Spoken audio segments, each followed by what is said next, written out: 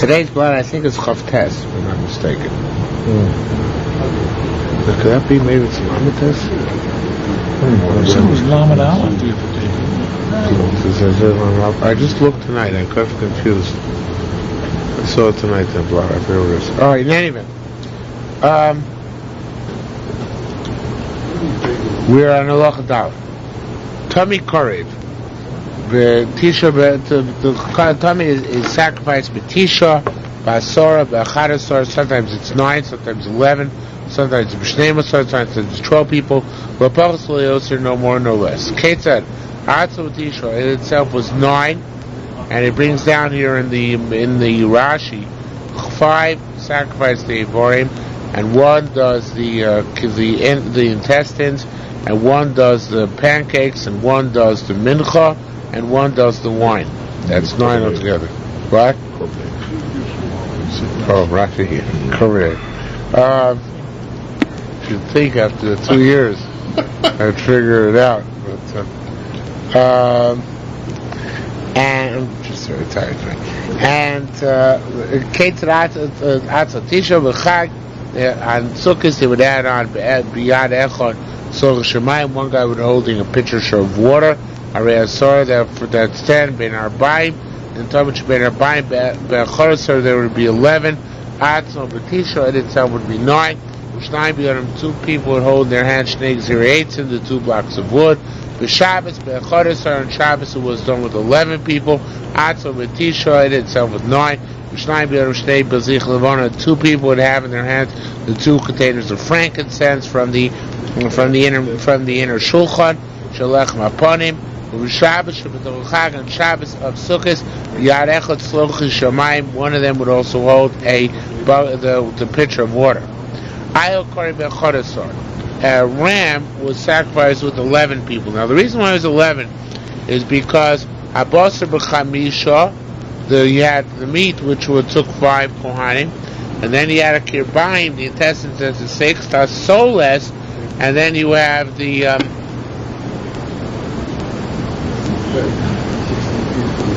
1 second. The bus is 5. The kirbine, the souls and yain, shnaim.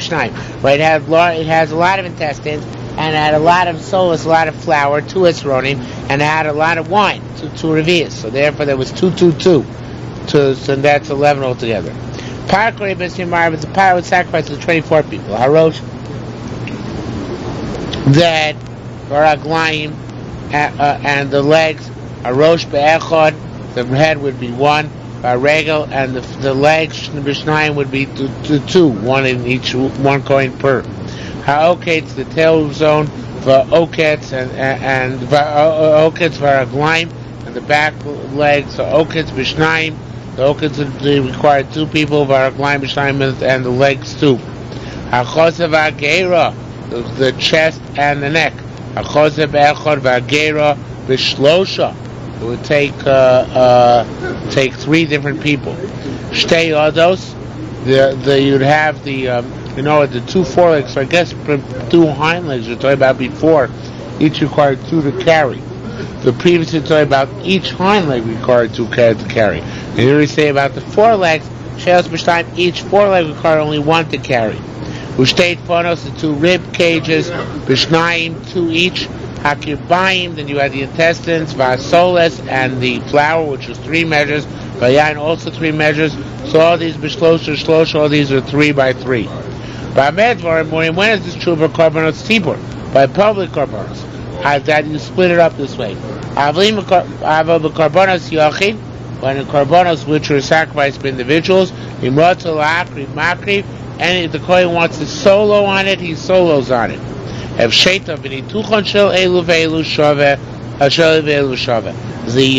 way in which you used to dissect, strip skin and dissect each of these korbanos were the same. Period. Says the Gemara, it says they should put the korban on the mizbeach. Yochel Meya, the Aruch has no limit up. It could be 100. Yochel Masai, it could be 200. Kwari put the korban on his back. Rabbi Akiva said, Kol Shishmu Merubah, anything you can this you can hear in a way which is a lot, shimua muat, and you can hear a way which is a little. Tafasta merube lo tafasta. If you choose the larger measure, you didn't choose properly. Tafasta samemuat. If you choose the lower measure, tafasta. So what's the minimum for orchu? 2, right? We're going to learn the same thing in several different ways. When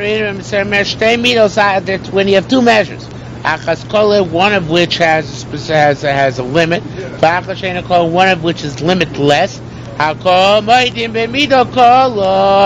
It should be everybody measures, not everybody can see it. I call modedim. Everybody measures with the finite measure. Vein modedim, then that they do not measure, but mido shenikol with the infinite measure. So it's the same way of saying tafasta muva lo tafasta tafasta muva tafasta. You always go by the minimum defined level. Yechemia said another reason to say orchu means 2. What's the pasuk going to do? Liftoach, to open, which means to explain. Only in old to lock, which means to obfuscate. Lo polin ol el liftoach. It doesn't come to lock; it comes to open. Similarly, and therefore we have a parallel. If you're going to say that the days which a person has to see in order to become a Zov are 2 days, which says Yomim. It says Yomim Rabim. Yomim Rabim, of course, is going to dissect to mean 3. How are we going to do that? So let's take the word Yomim first, right? So Yomim, you can say Asora. Maybe you say it's 10 days, right? So Hayden Elamea, maybe it's 100. Elamasayim, maybe it's 200. Ela Elef, maybe it's 1,000. Ela Rebo, maybe it's 10,000. When you say 2, so 2 means, the days means 2. The minimum, patachto. You open, you explain, as opposed to obfuscating and closing.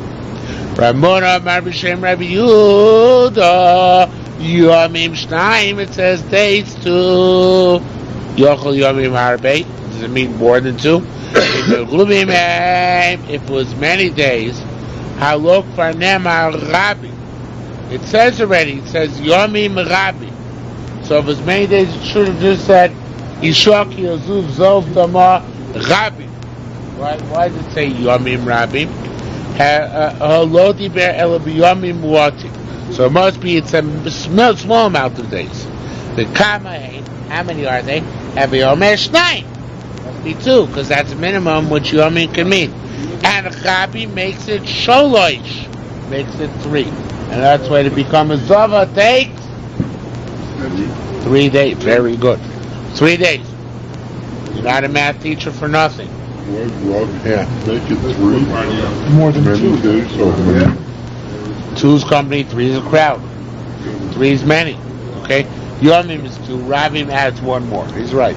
Yom is 2, Yom Rabim adds 1 more. No, the question is, why is Rabim only 1 more than 2? I was going to ask that. Yochel Yomim, Gemara's going to ask that. Yochel Rabim Asora, maybe Rabim means 10. No. Amar Yomim v'Amar Rabim. It says days, and then it says many. Ma Yomim biyut Yomim Shnaim. Just like days, the minimum of days is 2. Af Rabim, so to Rabim, the minimum of Miut Rabim Shloisha. The minimum of Rabim is 3. So Yochel Shnaim Shloisha. So the obvious question is, so let's say 2 plus 3. Let's say 5, right? Yochel Shnaim Shloisha Richamisha. Says more, no. It were that case, Chinema Yomim V'Rabim. Then it would say Yomim V'Rabim. Days plus many. But Lo Ne'emar Elo Yomim Rabim, but it only says many days. Okay, Tzara, we learn it. Rabim Alolu Yu Merubim Al Shnayim. The Rabim should be somewhat more than the 2. The Kamohain, how much? And the Yomer Shlosha makes 3. Now all this was to come back to the following line. This is all a tangent. Let's go back to the V'orchu. So it says V'orchu b'nei Aaron. So the children of Aaron should put the limbs on his back. Yochel Meah, maybe it's 100 b'nei Aaron. Tam v'loy ma'avorach hakein oisam. The Kohen should do it. Kohen means obviously one Kohen, so it means a small amount. So in that case, let's say one Kohen does all the Evarim. On that perspective, it says V'archu. Okay, so it's hard to reconcile the fact that it says one and the fact that it says two. Kohen echad orech shnei evarim. Each Kohen, by a keves, by a ram, does two limbs. Right? By a lamb, you divide it up. Each Kohen does two limbs. So you have 5 Kohanim doing it, because one does the rosh and the regel, and the other does the shtei adayim. I forget exactly how the breakup is, but one Kohen can do 2. So, okay, it's Kohen echad orech shnei evarim. But kama hein evarim. How many limbs are there? Asara. There are 10 limbs. The echad b'kibayim. One guy does also the intestines. So that's 10 divided by 2 is 5. Plus one more, that's the intestines. Nimtzo atle oile b'shisha. So altogether, the sheep, they take 6 kohanim. Okay? So we reconcile the V'archu with the Bnei Aaron. That one Kohen takes 2 limbs. Aaron 1, Archu 2. And that's how we get altogether 6. Okay? Rabbi Shmuel. Akiva Omer, no, I have another way of darshaning. V'archu Shnai. Bnei Aaron Shnai. V'akwanim Shnai. So 2, 2, 2. V'archu's 2, Bnei Aaron's 2, Akwanim's 2. Ulamid Shatle Oile B'shisha. Altogether 6. The sheep is sacrificed to 6. HaKohanim, it says HaKohanim, this is out of left field. HaKohanim, L'Rabos HaKerchim. Even bald Kohanim could serve in the base of the This is a classic. Yeah. It's totally out of left field. Okay? Way down to the shoulders. Where did they learn that from? I don't know. You gotta have shiur. I don't know. Turbans in? Yeah, but look, I don't make up the point. I just say it over. On the Kohanim, isn't they? The question is, why would you think not? Yeah, Yeah, right. maybe because I don't know. Okay. Vakran Rabbis Karecha Diva Rabuda. Okay, it says more. Wait a minute, I got a problem with all this. Well, over Ben Bokra Kosim Daber. It says Baruchu Bnei Aaron Akonim.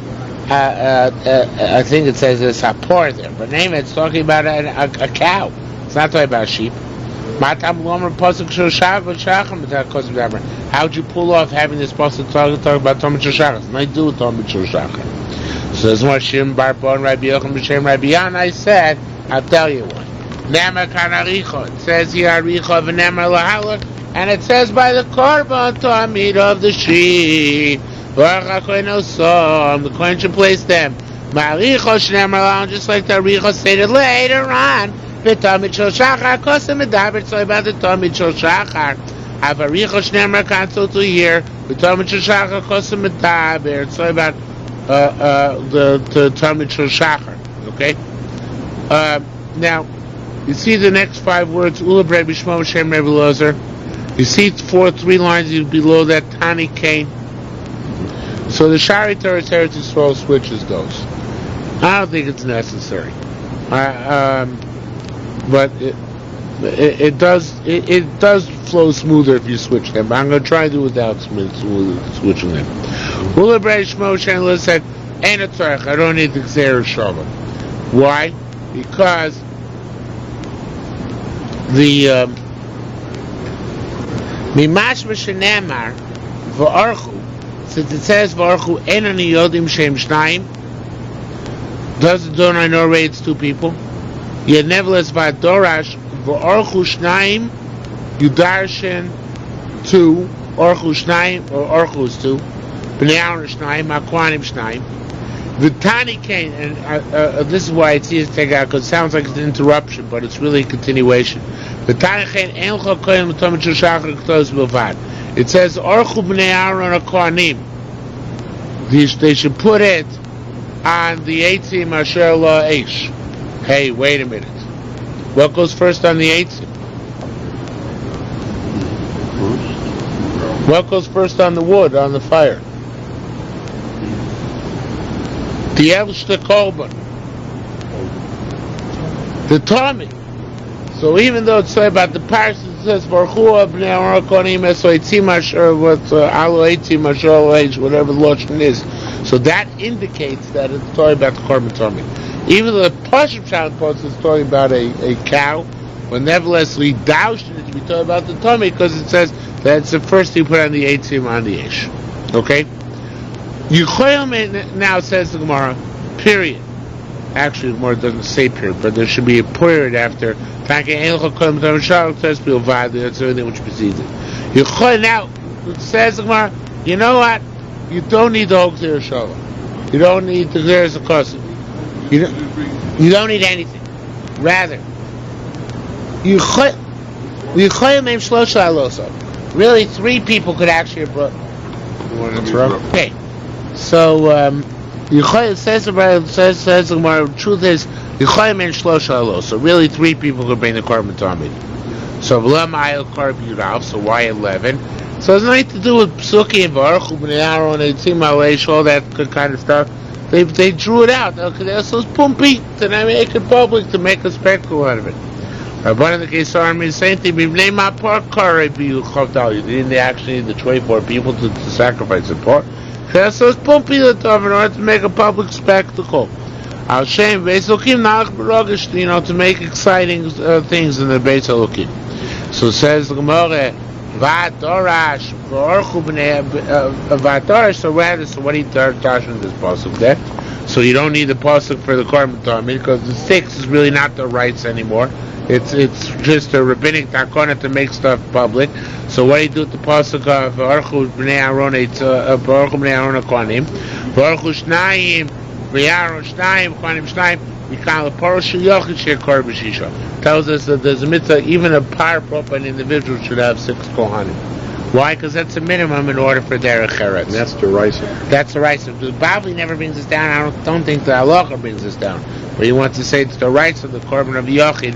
A cow should at least have 6 people sacrificing it. And the drush is not for Talmud. It's where it's written, about what it's written, it's about the cow. Okay? The guy in charge says to them, who go out and see Megiyah's man Shechita of the time Shechita came. In Megiyah of the time Shechita came, a Roya, a person who sees it, Omer Bor Ki. Matzah Shmuel Omer, Her Pnei Kol Mizrach Shebechevron, and Matzah ben Shmuel would ask him, is it illuminated to Chevron? Omer Hain, and he would say yes. Mao Bor Ki, Barekis, it's a precious stone, I think it's a sapphire. Mentioned in the Torah, in Parashat Tetzaveh. Tamara and Bova, they explain, Broka is like on her Nara. Barak is a lightning bolt. So it means the skies are illuminated, right? There's illumination in the sky. Says Mar, Veid Echad, and we had this back in Rosh Hashanah in the Sugya.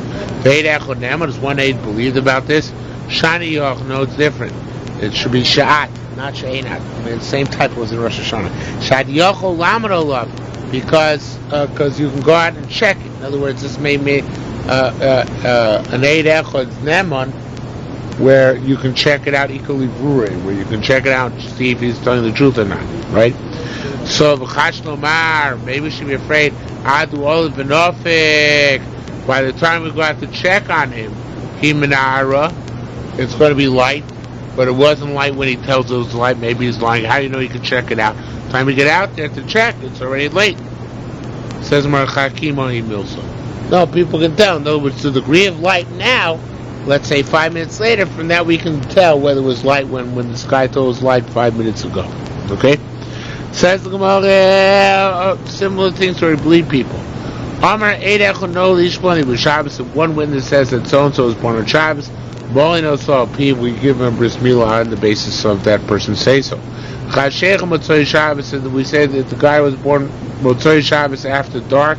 It's not a question of milah, but a question of whether he's considered to have completed a full term. We're talking about a question whether the baby's premature full term. So if he says that he was born Chashech Motzoi Shabbos, which will make it full term, Metatlin, though, so Alpif, you can carry the baby based on the say so. You don't assume that it is too young, and therefore will not survive, and the loch is for a child which will not survive in Hamachal Shabbos. For newborn, which it won't survive. Rabbi Yime, Metaltel, Pum Malvisa. Yuma used to carry the kids based on the say-so of the women who accompanied the birth, meaning the midwives. The Mashbiach here says Malvisa is the Mohel. Whatever. It's either or. Bottom line is that a specific person tells you normally would not be. And Eid Echad is believed. The Rabbi Masania Metalta Pim Iverisa de Zara used to carry a child even on Shabbos, assuming that it was fully, when he saw it's fully formed, literally that the limbs shone or radiated or radiant, because that demonstrated to him that the kid was old enough that you can be Mechal Shabbos for him. Or it's not just Mechal Shabbos, even carrying because he's Muktzah.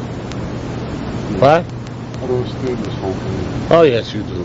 A kid, you forgot. A kid who's born after 8 months pregnancy is Muktzah on Shabbos. Oh, okay. So in order to be able to carry him, you have to realize somehow that he's fully termed. So either because people tell you, the midwives or the moel, or you can tell by it's a doctor by looking at the limbs. Okay? Rabbi Yami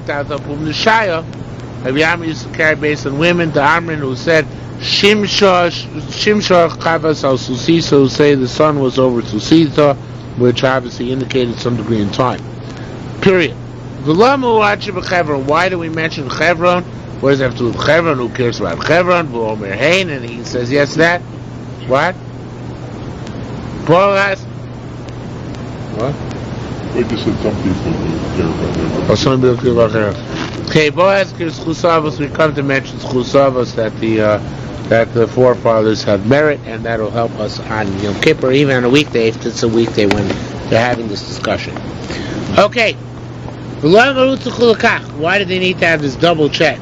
Because once the moon came up, the they thought that it was the eastern sky being illuminated. The shachtus the tamid, they shachtus the tamid. Well, to the base of straight, and then they had to burn it. Period. Varidos according to the base of the after they found out whether it was the proper time, they took the coin down to the base of tefillah. Zechal Mikdash is the general principle of the base of Mikdash. Kol Mesachas Ragov, anybody who defecated tones tefillah requires tefillah. V'chol Meitu Mayim, anybody who urinates tones Kirshadan Raglaim. Do you notice, by the way, we're almost mamish what we did in the Bavli a few days ago? It's really catching up. It says more. Well, it's true that it's not directly related to our Mishnah, but we had this all in Brachos a long time ago. We'll discuss that now. Relative Zmanim. More Levana, the light of a moon, Mitamer Vola, goes up straight like a palm tree. More Chama, the light of the sun, Posel it diffuses over the entire eastern sky. So therefore we have to check out. So it's really a question. So why do we have to check out? People are not going to be confused. People can tell the difference between the moon coming up and the sun coming up. Says that's true at the end of the month.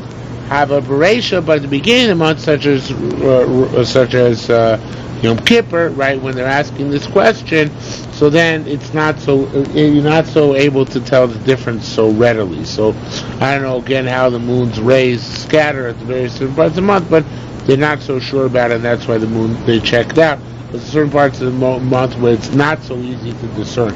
I think the Bavli said, or Golkrak said, it's a cloudy day. Yeah. So a cloudy day, so then the moon beams scatter. But the Yerushalmi is saying it depends on the time of months how the moonbeams scatter. Since we never look at these things, so we have no idea. Except at the beginning of the month, the moon is on the west, not on the east. So how would they confuse? I think that they actually asked that, but Yom Kippur is not the beginning of the month, the actual beginning of the month. It's 10 days into the month. So I guess it's sufficient to help make a mistake. Anyway, even I don't know enough about astronomy to answer your question. Since you go to Moshavah every year, so you should know. Because there you can actually see the sun and the moon, right? Yeah. So next time you go there, take a look. Get up at dawn and see what's going on with the moon. Okay? Says not for Rav Chanina said, "Me'ayelas hashachar." Now, nobody knows exactly where Yelos Shachar is. Leo Levy writes that he doesn't know exactly what it could be, and it's probably some agadic thing that doesn't really exist. But Yelos Shachar is the morning star, translated generally, but it's not really a star, and the Gemara is going to say that later on. But it takes place the same amount of time that Yerushalmi is about to say, that it takes from Amud HaShachar to Hanetza Chama. Before Amud HaShachar, you have the Yelos Shachar, depending on what the span of time is. Okay? So, Arechin in my Yelos Shachar, Shiur Mizrach, Odom Ha'ich Arbas Mil, Shiur is 4 mil. Shiur Mizrach from dawn, which is Yelos Shachar, Hanetza Chama, until sunrise. Odom Ha'ich Arbas Mil, it's another 4 mil, which is depending on how you measure meal, 72 minutes, 90 minutes, 96 minutes. Now we know the shiur is true. Shemra says, the word of kamo be superfluous. We're going to dash that word. But it says the shachar Allah. It says the dawn came up. Ayitza malachim belot. The malachim pressured Lot to leave the city. Laymor to tell him means to leave, right? They don't leave. And then he went to Zohar. Means Stom Zohar or Zohar Abbas Milan, and it says Hashem Yishat Zohar Lot bought Zohar. So it means that at sunrise Lot came to Zohar. So he left from Stom to Zohar at Yelos Shachar and got to Zohar at Hanetza Chama, and we know that derech is 4th meal, right? Stom Zohar Arba Milan Yosir Avin. Stom Zohar Arba Milan. Says more Yosir Avin. No, it's not true. It's 5 mil. The Korban says 5. I know you have 5, but it's more. It's more than 4.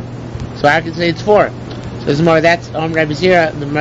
So the answer is, before we show inside, as the crow flies, it's 4. If you go up and down, it's 5. But crow flies, it's 4. And I remember saying, Malachim, a caliph name is Derech. The Malach was like, once before, was like the on in the midbar. It smoothed out the path. So may as the crow flies, which is 4th meal.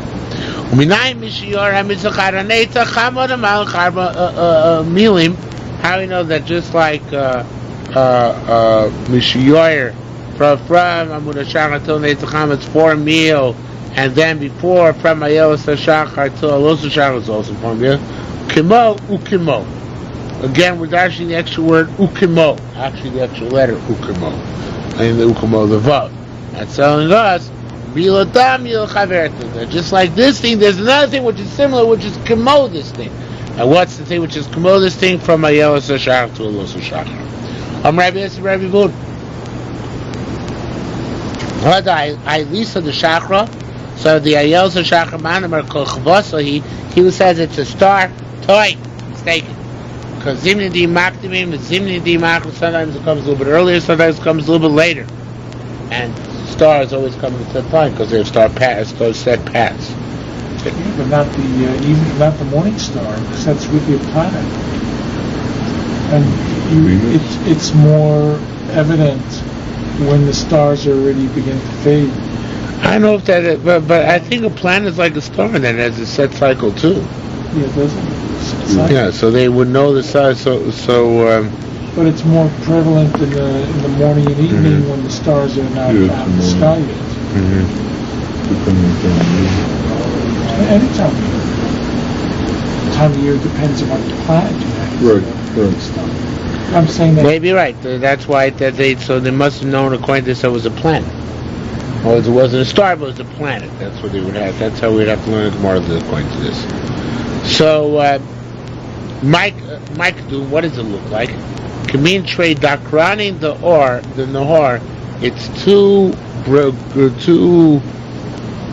horns or rays of light, right? Then Salkim Medincha, which come from the east, Luminarin and illuminate. So that's a Yelos HaShachar. Dilma is the story. They're walking within Birkas Arbel, Bekritzda, early in the morning or late at night, the same idea. They saw the Yelos HaShachar. Shebaka Ora, that its light started spreading. He said to him, Rebbe, which is an honorific title. This is how the Jews are redeemed. First, it's bit by bit. And the more it goes, it becomes more and more light. My time, what pasuk teaches us this in Yonah di Yoima? Shabbos v'Varchin Ki yeshem b'choshech Hashem or li. When I sin darkness, Hashem becomes light to me. How does that mean? Hashem, just like the light comes in the darkness slowly. You don't have the sun all of a sudden enter and say, "Hi guys, here I'm here." So to the Geula proceeds slowly. This is a big Zionistic Gemara, as you know. It's one of the big Gemaras for the Zionists. Why? Is it obvious? Well, I know the Hadchat of the Geula. Yeah, the Geula builds gradually as opposed to coming in one fell swoop. So that's how they learn the Geula process. Okay, so says the Gemara, and that's how it happened by Purim. They built up gradually. First, Mordechai was just saying Shar Melech. Then he had to leave. Came back. And then Haman took the stuff, and then Mordechai so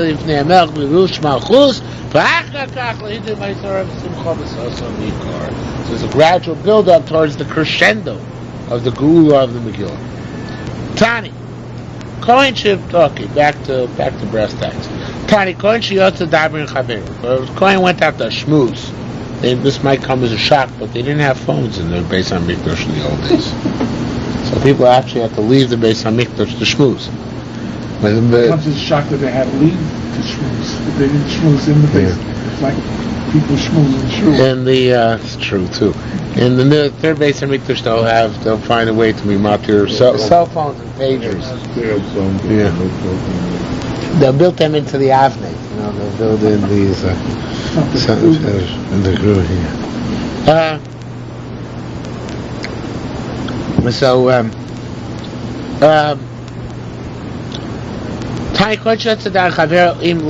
If you did it for a long time, Tomchi has got to go to mikveh again.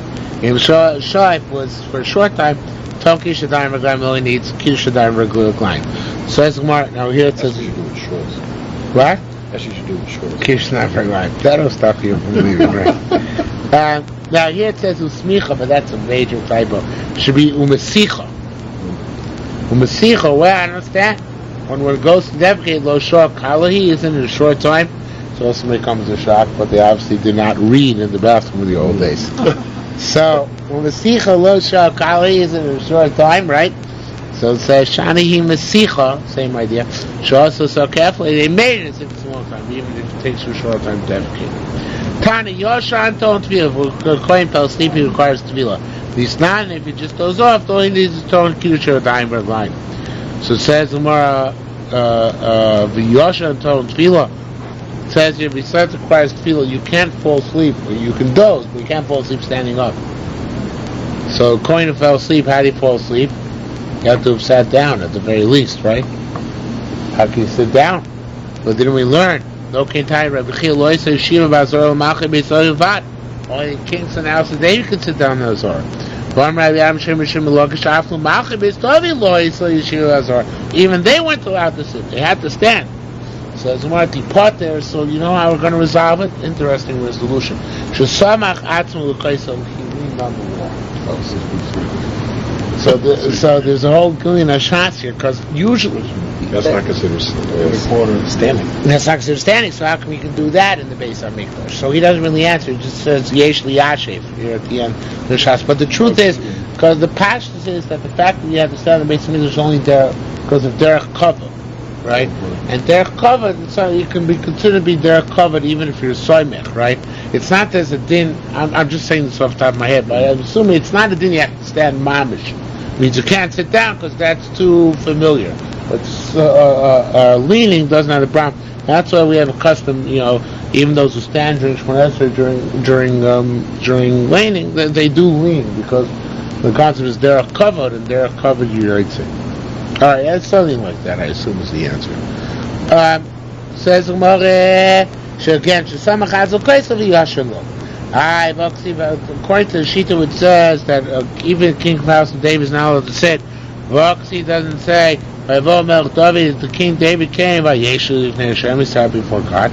Rabbi Avi by not Yishev doesn't mean it does sad. It means he focused himself on davening, right? To eat Yashev can mean to sit. It can mean also to focus oneself, to settle oneself, as in the word Yashvut.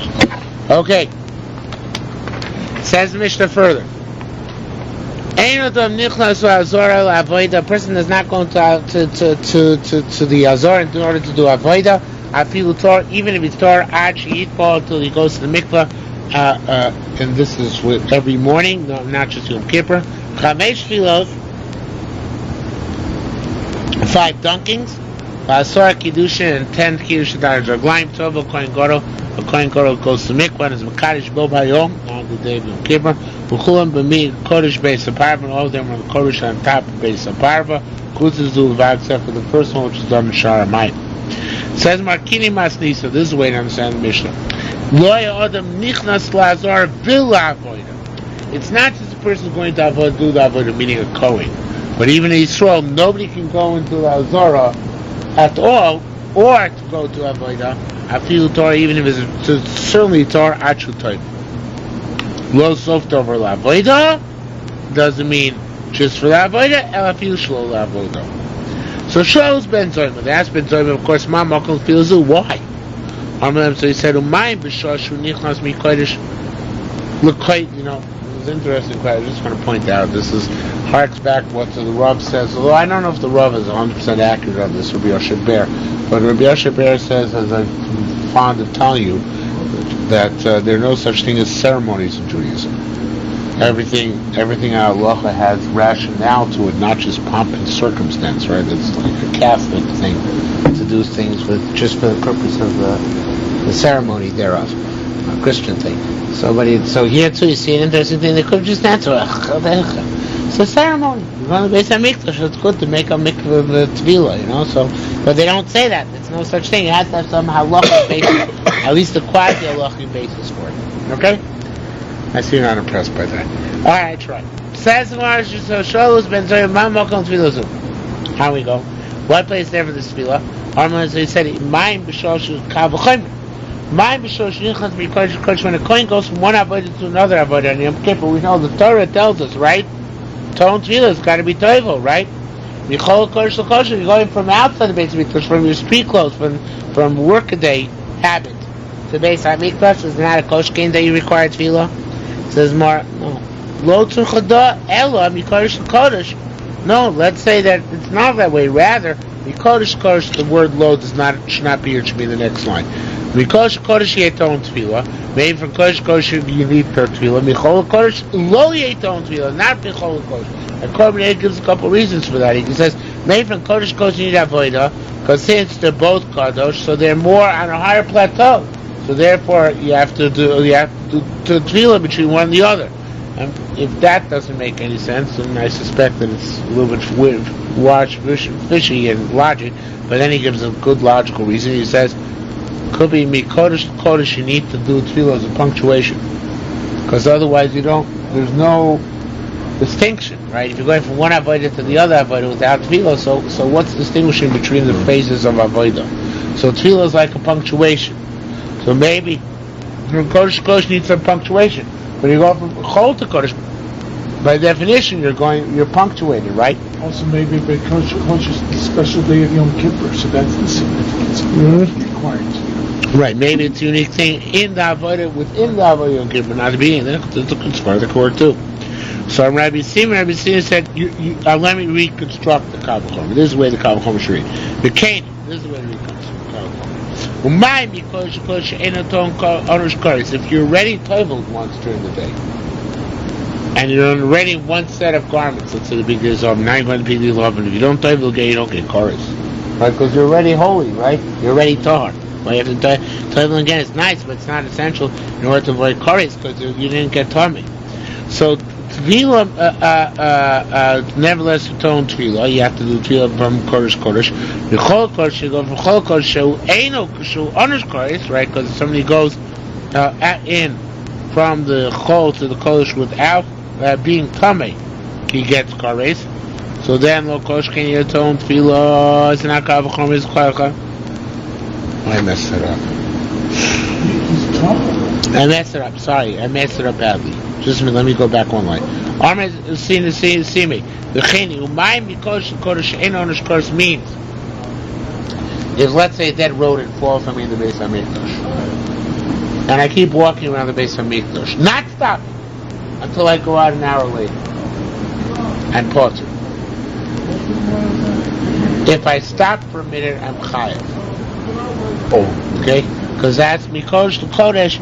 You're not chayav kares until you leave, right? If I stop, that we're going to see in a minute. I'm chayav, but otherwise, if I keep on moving, I'm potter. So my mikodesh to kodesh ain't onish kares. Ton tefillah. In other words, going from kodesh to kodesh, you don't require kares. You nevertheless require tefillah when you go from one process to the other. Michol kodesh shu onish kares. If you come in from the street, Tamei, to the base of Mikdash, there's no head of not stopping. You get kares automatically, right? Because can you tefillah, so you certainly require tefillah going from Chol to Kodesh. So it says, tefillah mikodesh to Kodesh, you onish kares. Says more, no. Even you're going from Kodesh to Kodesh, there's a case where you get kares. Where, like I just said, if you stop, right? Kaidetni, like we learned Tamon, hishtachaveh. If in the course of your leaving the base of Mikdash because you're telling me you bow down, or you tarry the amount of time it takes to bow down, you're chayav kares. Akamu shiur shtachaveh, what's the amount of time it takes to bow down? Rishon ben Levi said, the amount of time it takes to bow down with your face to the ground, yishtachavu, and bow down. Yichru means to bend down. With your face to the ground and bow down. Rabbi Yavo Mosiv Ad Hodu Hashem Kitov. The amount of time it does that, and to say afterwards Hodu Hashem Kitov. And Mona Mosiv Ad Kilo Olam Chazdo. The amount of time it takes to say after that Hodu Hashem Kitov Kilo Olam Chazdo. Now, at any event, the unanswered question is, once you've seen that there's a concept of being Tamei even Kodesh to Kodesh, so the Kal V'chomer falls off, right? I'm sorry. Once you become Tamei and Kodesh to Kodesh, so the Kal V'chomer falls off, because again we say maybe Kodesh to Kodesh is not more severe than Kodesh to Chol, maybe it's the same level, and maybe Kodesh to Kodesh requires more of its tefillah. Because, as we said, as a punctuation or a special din Yom Kippur, we have no raya, no kal v'chomer say just because Kodesh Kodesh requires tefillah, that also from Chol Kodesh requires tefillah. So says, you're right. Taina Rav Yehuda, you said, Koatzu lo yitkinu tefillah zu, elu nei tefillah srach. The only reason they made this tefillah is because of a tefillah srach, meaning literally that it grab on. If you do this tefillah, maybe remember something else. And remember that he had one saw carry. The chayzer bolo, and he comes back and he toivels in the mikveh, and he toivels. So the reason why we make this mikveh before entering the base of Mikdash is only in order to jog his memory to see if he remembers that he had carry. Okay, because it is not necessary. There's no point in it inherently to rise to the rabbanon. It's just a zera lesson that maybe it's a helpful zera to help him out to remember if he has carry on it. Well, this is as far as I prepared. We did 2.5 blocks, but let's see if we can get to the Mishnah just by hook or by crook. So what would the Rav say about all these two? What would the... No, it's not a ceremony. It's a Zerah Rabbanim. It's a Siyog. Siyog and Mishmeres, those are not ceremonies. They have a specific valid reason for them. Okay, Tam and Tzina. I don't know if this is going to work. We'll try. We learned over there, a woman who was having relations with her husband and saw blood, tzricha tvila, she requires tvila.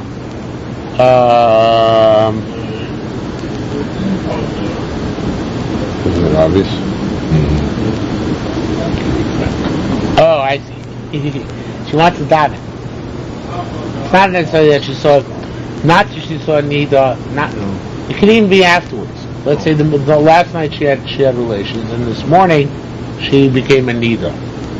Now it's happening she wants to daven. So she's told me anyway, right? Nonetheless required to do tefillah. Which tefillah? Tefillah Ezra, right? Just like a man has to do tefillah Ezra, she also has to do tefillah Ezra because of the carry aspect. And that's a different kind of tefillah, because that's not a tefillah of tumah. She'll still remain tummy. She's more tummy. She's a nida, right? There's more tummy about carry. But it's it's a proper achana for davening and learning to do that tefillah, okay? Rabbi Yudah Poiter. So Rabbi Yudah exempts you. Which ones are? So it says more. Machok Rabbi Yudah tefillah srach is Rabbi Yudah